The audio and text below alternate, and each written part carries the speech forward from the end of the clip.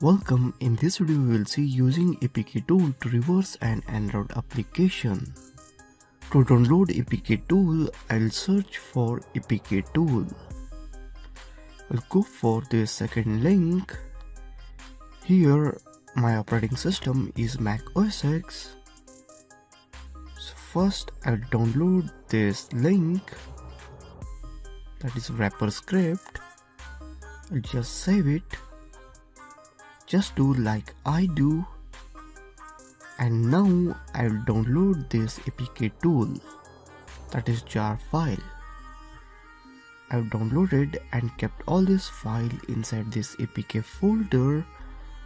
What I have kept is Cortana.apk. It is just one random application. You can download any Android application APK to decompile it. And this is decompiled Cortana.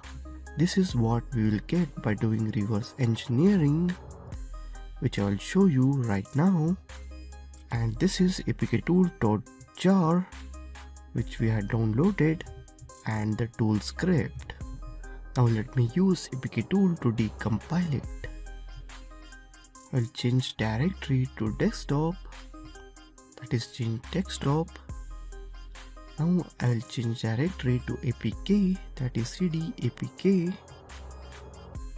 Now I will list all the files inside APK folder. So these are the files we have: Cortana.apk, apktool.jar, apktool.txt. This Cortana file we no need to have. I had already decompiled it before, so it exists. I'll write the command java jar apktool.jar and the D, that is to decompile, and the APK name, that is Cortana.apk. And I'll hit on enter. It says the Cortana folder already exists. So now I'll just delete that file which I had before decompiled.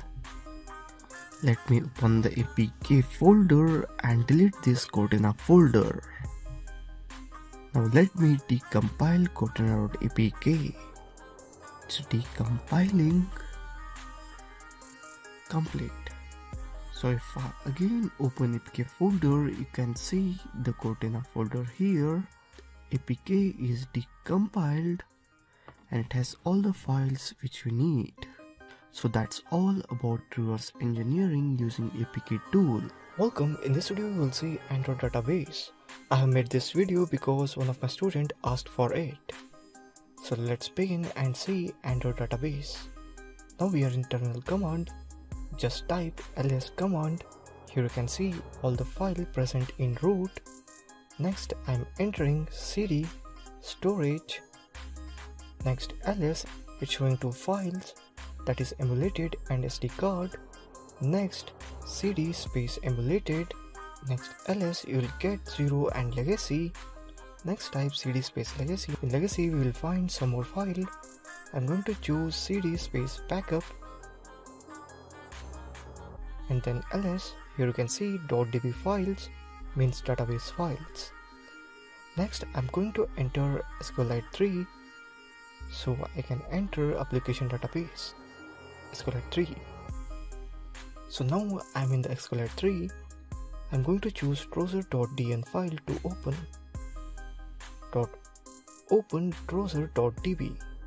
Next I'm going to create a database. In that, create a table memory, name text. Next insert into memory values Sachin. Next typing .exit. So next once again SQLite 3 .open browser.db. Next select star from memory. You can see inserted values such in here. So you can create your own database in the present application database. So that's all in this video on Android database. Welcome. In this video we are going to see file permission present in the Android. I have made this video because one of my students asked me to make a video on file permissions. Now I'm going to load virtual machine Genymotion. It's like the Android phone. Here you can see the phone. Now I'm going to open terminal, that is just double click on it. Next just type ls command. Here you can see all the file present in root. Next type ls space -l. It's going to show all the file permission of each file, whether it is read, write or execute mode. Next I'm entering CD storage. Next ls, it's going to files, that is emulated and SD card. Next CD space emulated. Next type ls will get 0 and legacy. Next type cd legacy. In legacy we will find some more files. I'm going to choose cd space backup ls. Here you can see .db file means database files. Next I'm going to enter ls space -l. Here you can see the file permission of database. And you just find file permission of an application, whether the file can be writable and also executable. So that's all in this video on file permission present in the Android phone. Welcome. In this video we will see reversing an Android application. Android applications are simply an achieve file of data and resources. Even then, we can't simply unzip the achieve manager and get the readable resources. For these scenarios, we have to rely on tools that will convert the bytecode, that is classes.ex, into readable source code. One of the approaches to convert bytecodes to readable files using a tool called dex2jar.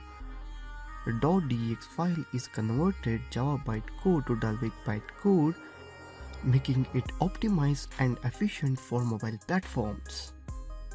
This free tool converts the DX file present in Android application to a corresponding .jar file. First we have to download dex2jar file.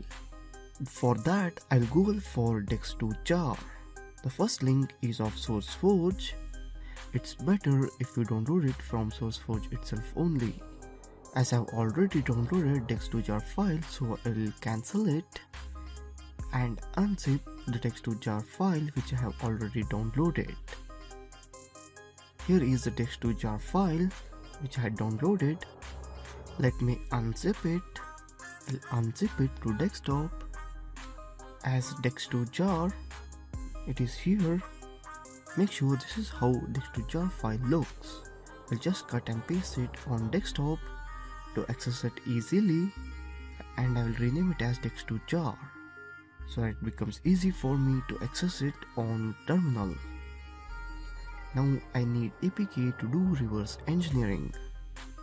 I'll search for random APK by searching for APK download from this site, that is apkpure.com. I'll go to this random app, that is zcamera APK, and I'll just download it. Any APK will work for you. I've just chosen one random APK. I'll just fast forward the video so that the download complete. So here is the APK. I'll just copy and paste it on desktop. I'll rename it as test.zip so that I can extract it. The file is now .zip format. Now I will extract it using WinRAR. I have extracted it. So here is a test folder. Here I want classes.ex file. So here it is. You just copy it up and paste it inside dex2jar. Now I will convert this classes.ex file into jar file. For that, I will open up terminal first. Now I will change directory to dex2jar, that is cd dex2jar. To convert classes.exe file into jar file, I'll just type the command, that is d2j dex2jar.bat space classes.dex and hit on enter. It takes few minutes to convert into jar file. Just wait for it. it's complete. Now open dex2jar file. Now you will sure find a jar file and make it sure the size of dex2jar file is somewhat near to the classes.dx file. If the jar file is 0 KB means you have not did it properly, do it again. If the jar file is 1 MB more than dx file, then you have did it properly. I'll just cut and paste it on desktop here. So now we have successfully converted dx file into jar file. Now we have to take a look into this jar file. For that, we need to install JD, that is Java D compiler. For that, I'll search for Java D compiler and download from the first link. Mine is Windows, so I'll opt for Windows operating system. So here it is, I have downloaded it. That is JDGUI. I've just unzipped it before itself only, so I'll just copy and paste this JDGUI on desktop and run this JDGUI. Now I'll just drag and drop jar file into Java D compiler. It's here. Now I can explore all the files inside it and study on almost all of the Java classes which are present in that application. So that's all about reversing an Android application in this video. Thank you for watching this video.